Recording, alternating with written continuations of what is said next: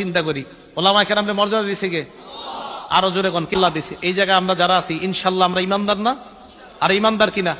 আল্লাহ সূরা মুজাদালায় বলে ওয়ারফাইল্লাহুল্লাযীনা আমানু মিনকুম। এই জায়গায় আপনারা যারা ইমানদার আপনাদের মর্যাদা আল্লাহ বাড়ায়। ইমানদারদের মর্যাদা কে বাড়ায়? আবার ইমানদারদের মর্যাদা কে বাড়ায়? এটা কারণ আছে, একটু বলতেছি। বলেন এই জায়গায় যারা আমরা ইমানদার আমাদের মর্যাদা বাড়ায় কে? আবার এই জায়গায় যারা ইমানদার আমাদের মর্যাদা বাড়ায় কে? আচ্ছা, এই ইমানদারদের মাঝে আলেম আসেনি? এবার আল্লাহ কয় ওয়াল্লাযীনা উতুল ইলমা দারাজাত। তোমাদের ইমানদারদের মধ্যে যারা আলেম তাদের মর্যাদা আরো অনেক উঁচু স্তরে আল্লাহ বেড়ায় দেয়। তা আলেমদের মর্যাদা আল্লাহ দিছে, আপনারা দেন না কেন? ইমাম সাহেবের বেতন বাড়াইতে প্রত্যেক মাসে কি যে এক ঝামেলা। তাহলে ইমাম সাহেবের বেতন বাড়াইতে গেলে একটা পুরা মিটিং বসে, সপ্তাহব্যাপী মিটিং হয় না, 500 1000